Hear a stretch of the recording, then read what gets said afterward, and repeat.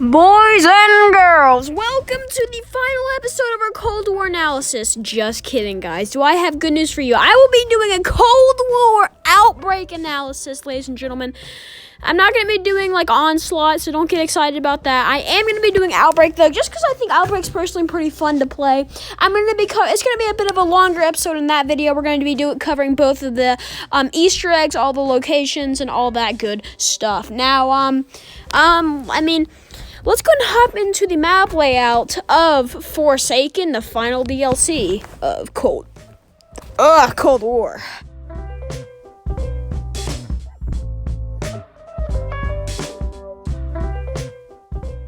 If I'm being honest, the map layout of this map is garbage. This map layout is absolute poo-poo, and it sucks. It is garbage. Okay, not only is this map super glued together with teleporters and zip lines, and does it terribly unlike Mauer, this map is awful in map layout, honestly. So you spawn in this area, it's pretty cool, but the real part is inside of the giant facility, which is already bad because it's a reused campaign map. I did like Red Light, Green Light as a campaign map, honestly, especially with woods, but, if I'm being honest, the map layout's not too great. So we have one side of the facility, which is where you pretty much have Jug, and you have Stamina Up and all the pizza places and all that good stuff.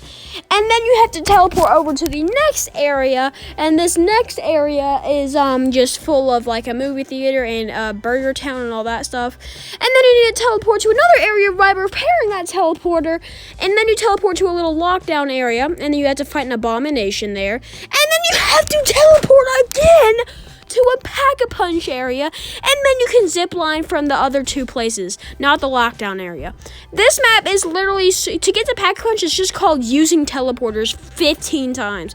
Hate this map layout, and also if you get a place, I don't think you can revive someone if they're across the map, especially if they're in the Pack-a-Punch area, or if they're in like the facility lockdown area where the abomination spawns. I don't think you're going to be able to get him, especially if you're at the Area 50. Actually, no, I don't think Area 51 is that big of an issue, or the starting area. And, yeah, let's go and hop into the gameplay.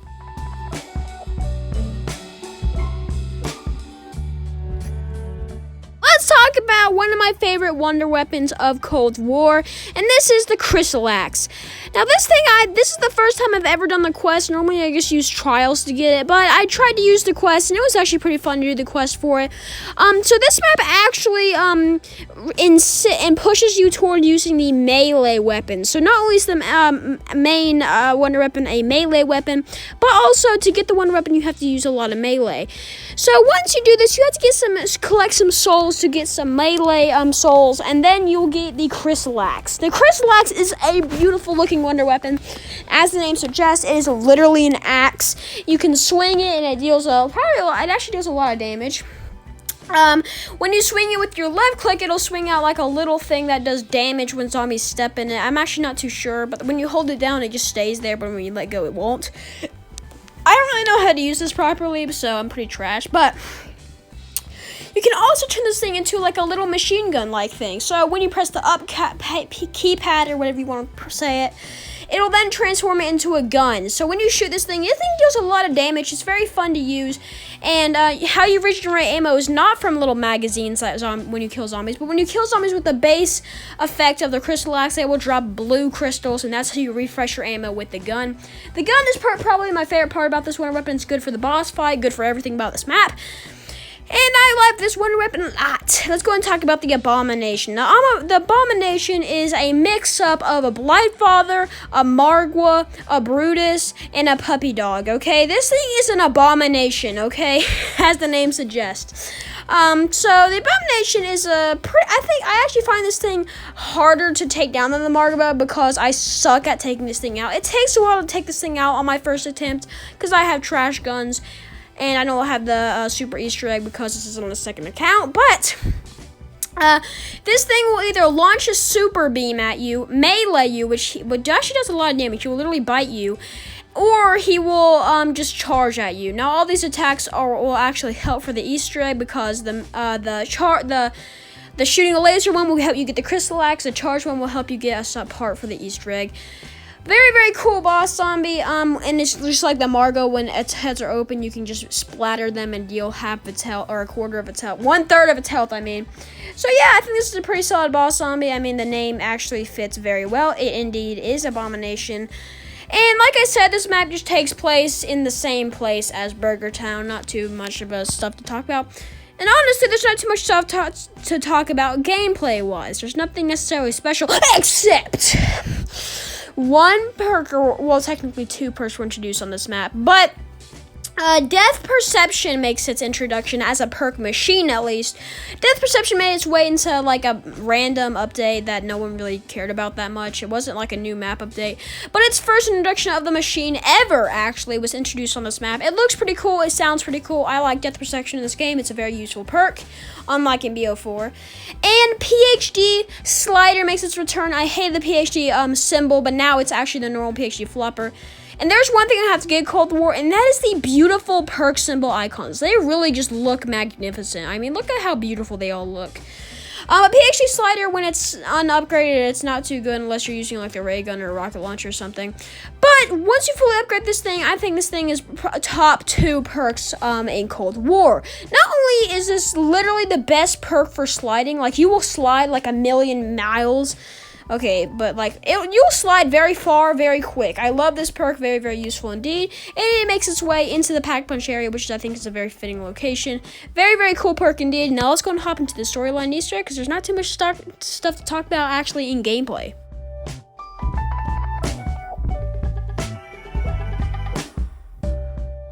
Okay, so just leave it up to me to fail this entirely. So I recorded the clip of doing the midway, like Easter egg cutscene where you click the button and the Forsaken appears.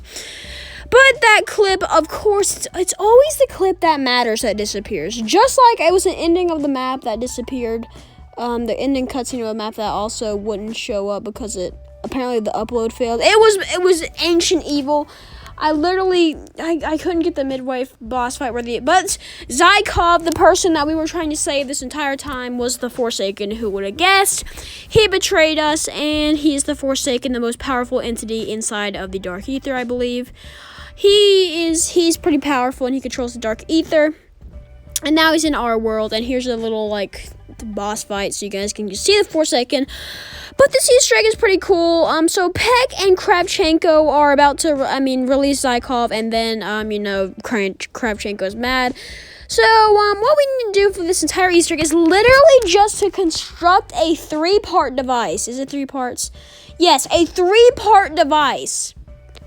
That's the Easter egg, ladies and gentlemen, a 3-part device.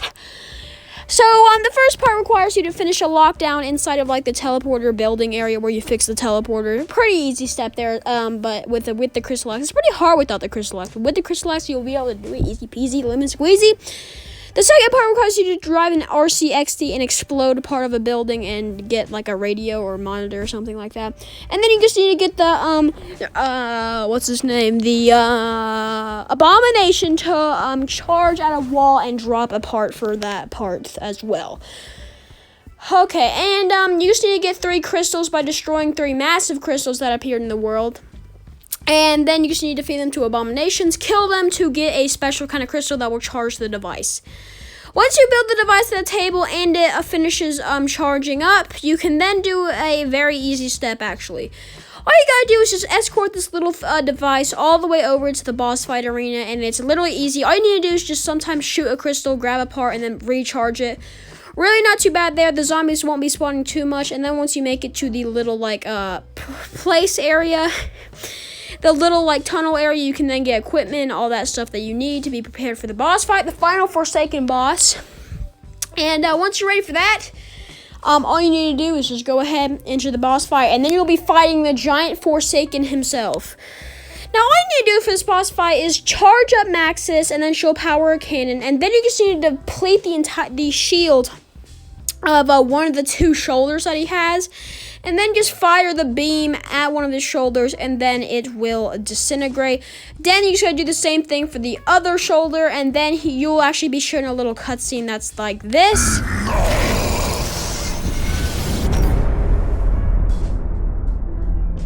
You are so eager to stop me. Would you like to see how that story ends? Gaze upon the future that awaits you, should you defeat me. Leave! Sam! Hello! And then the slaughter is back into continuation. So all you need to do is next just shoot his stomach and boom, boom, toom goes his tummy wummy.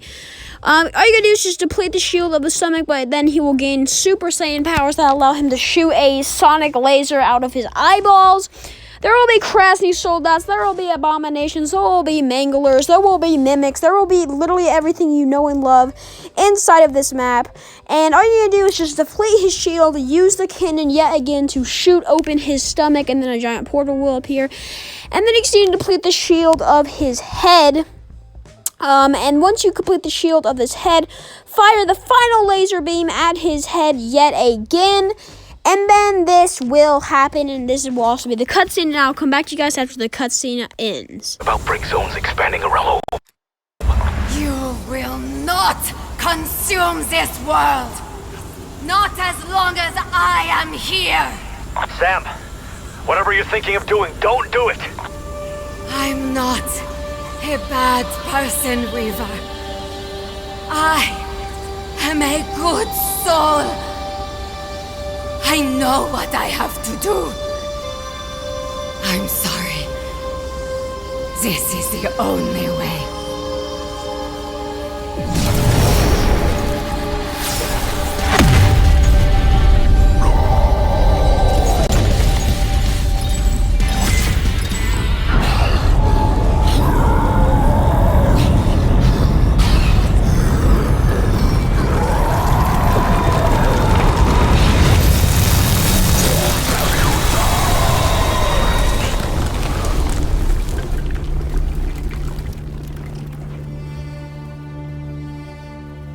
She's gone.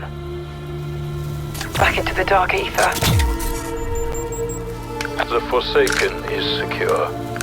Dimensional breaches are closing around the world. It's over.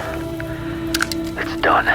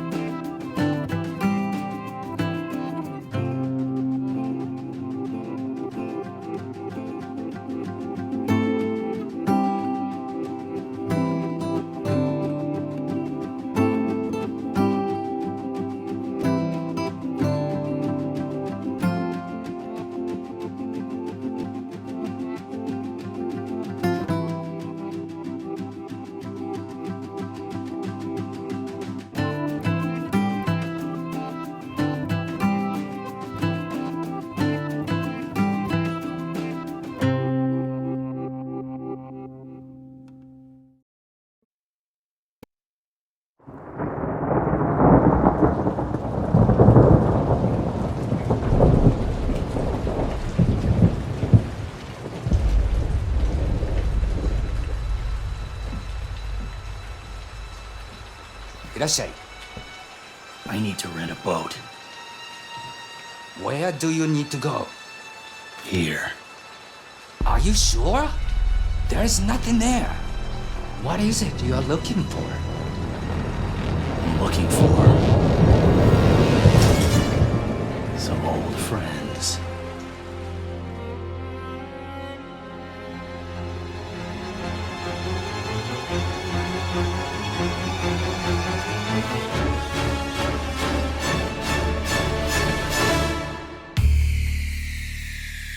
So what happened there is Weaver and the 3 other operators, for some reason Strauss is the only person that put up a fight.